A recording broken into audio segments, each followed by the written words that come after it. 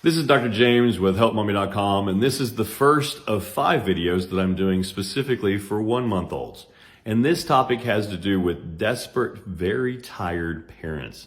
They're always coming to me and they're asking, what can we do to make our babies sleep through the night? We are so tired. And unfortunately, there's nothing you can do to make your baby sleep through the night at a month old.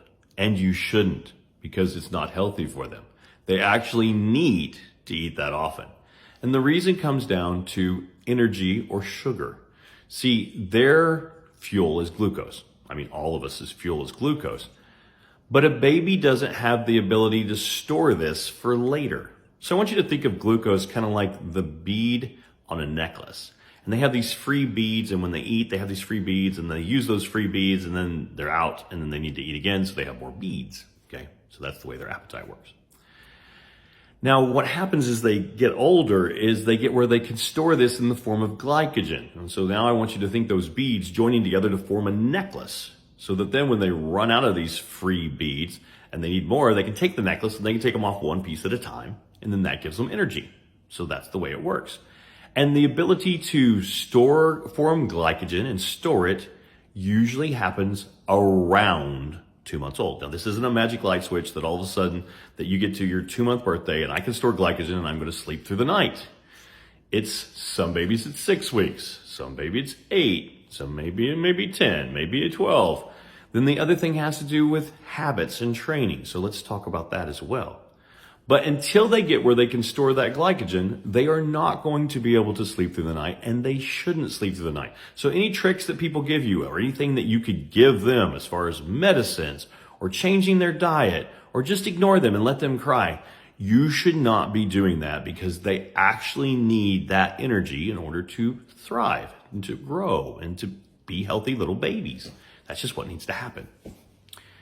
Now, there are things that you can do from the time they're born, really, that make them more likely to get to where they can sleep through the night. You can't make them store glycogen any faster, but you can make it that when they can store glycogen, they're more likely to sleep through the night. So those tricks are: try to get into really good scheduling habits. Try to make sure that your nighttime of when you're going to put your baby to bed at night is the same almost every night. That your morning time, when you wake them up and start getting them ready for the day, it's about the same every day. If you can schedule naps, you won't be able to do that in the very beginning, but around the time they're a month old, you could do that. Try to do their feeding times. I mean, they're as needed feed, but they get pretty close at a month where it's about the same time all the time. And the more you can keep on that schedule and not alter it, the better off you are. Try to make daytime bright with lots of light and lots of sound. Try to make nighttime dark and really quiet. This will start to get those biorhythms going of where they get sleepy when it starts to get dark. The more of those things you're going to do, the more that you'll ensure that when they can sleep through the night, they will sleep through the night.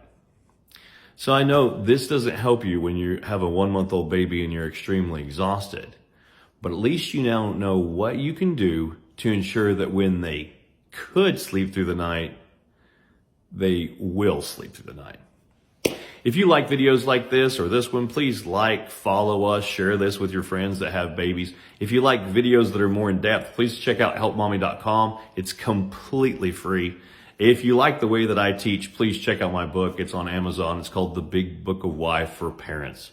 And thank you for watching these videos. Check out the next ones. Like I said, this is the first of 5.